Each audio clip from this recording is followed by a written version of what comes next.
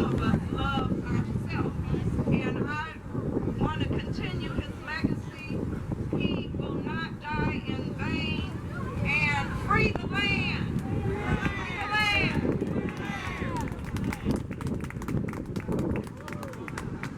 Shoshana.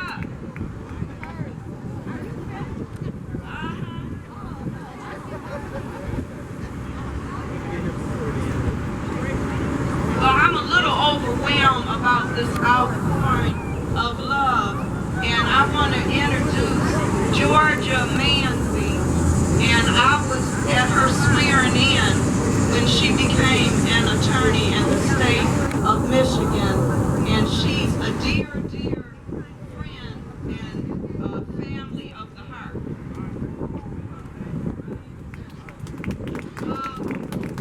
I want to thank God for me being here, and I also want to thank God for me being touched by a man by the name of Chokwe Lumumba.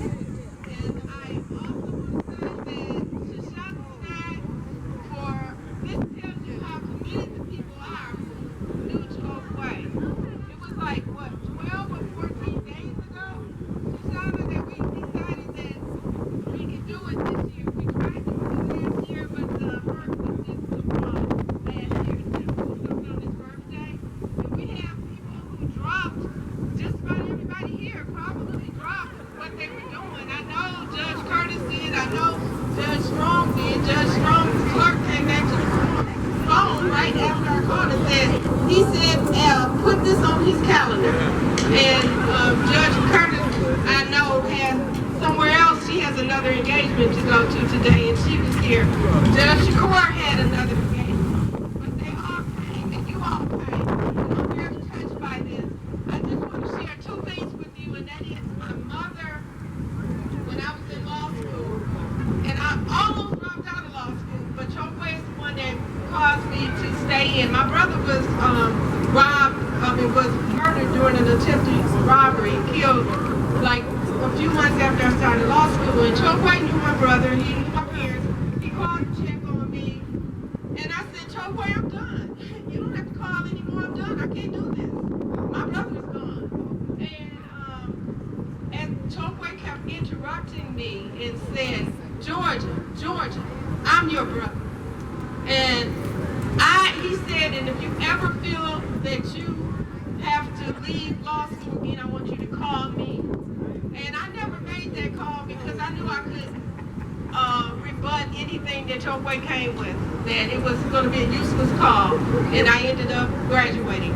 But I want to say what my mother said to me while I was in law school. I was taking care of my mother when I was in law school. She was on a kidney machine, and I remember I was working part-time at the juvenile defender office, and then I was doing court-assigned criminal defense investigation.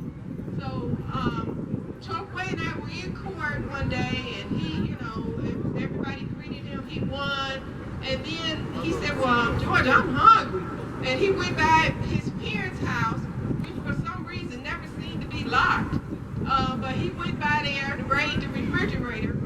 No one was home. And I'm sharing this with you because I think we need to do something along these lines in Chokwe's memory. There were no leftovers, so he went in the cabinet. He pulled out a can of SpaghettiOs and some beans, heated them up, got some bread and some juice, and had the nerve to offer me some. And I said, no, I don't want none of that. And anyways, he went to the Malcolm X Center. He said, we got to meet the Malcolm X Center at 6 o'clock. I ain't got time to go somewhere and get something to eat. And he went there and gave the most brilliant speech. And when I came home, I told my mother, I said, Mom, Chokwe already won in court. And he went by and grabbed some SpaghettiOs and some beans, and he went to the Malcolm X Center. Mom, you should have been there. Now, back then, we didn't have cell phones. My mother said, what's Chokwe's beeper number? I gave her Chokwe's beeper number. She called him, and she said, Chokwe, this is Mother Manzie. Georgia just told me that you did all this over some SpaghettiOs and some beans. And Chokwe, you can't be doing that. You have to take care of yourself. If you don't take care of yourself, you can't do anything for anyone. And so she said, back then, I can't remember what whether he was living in New York or Mississippi. She said, whenever you come in town, I want you to call Mother Manzie like 2 days in advance and let me know what you want to eat, because that's the one thing we can do is we can make sure that you have some nutritional food. And you're not going to, your mother is working, because Mrs. Telefarrell was working as a teacher's aide, Denise was working at the bank, and she said, just tell me what you want and I'll have it. She got on that phone, she said, well, I know you like my peach cobbler, I know you like Georgia's macaroni and cheese and her fish. So you don't have to ask Chokwe twice about some good food. So every time he would come in town, he would call, and I asked my mother when she hung up the phone, because I was taking care of her on the kidney machine. She was on home dialysis, and I had to go learn how to dialysize her. So I was like, you finding more work. I said, who is going to do all this big time cooking? She said, you are. And I was like in my early 30s, but I came up during a time when your parents said you had to do something. They told you to jump. The only question you asked was how high. That was it. And so now I thank my mother for instilling in me. This is what she said to me that made me not feel bad about having to cook in addition to taking care of her. She said, let me ask you something. If Malcolm X was alive, would you fix dinner for him? I said, sure. And she said, and what about Dr. King? If he was alive, would you fix dinner for him? I said, of course. And she said, well, I got news for you. Chokwe Lumumba is just as important.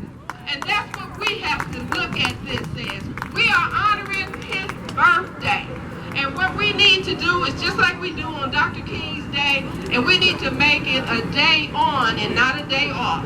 We need to continue and do the work that Chokwe would have done if he was still here. And I do know that up until July of last year, I cried every day. Every day.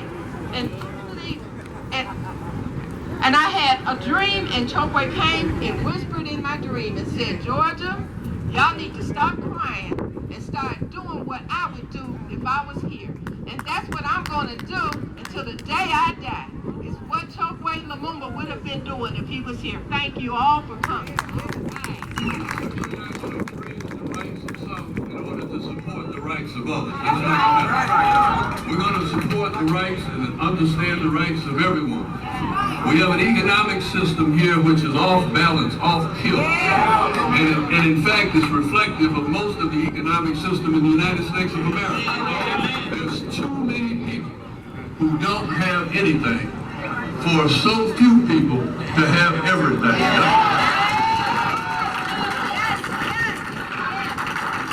We got to end this conversation. That's right. Itari Shakur wants to be free.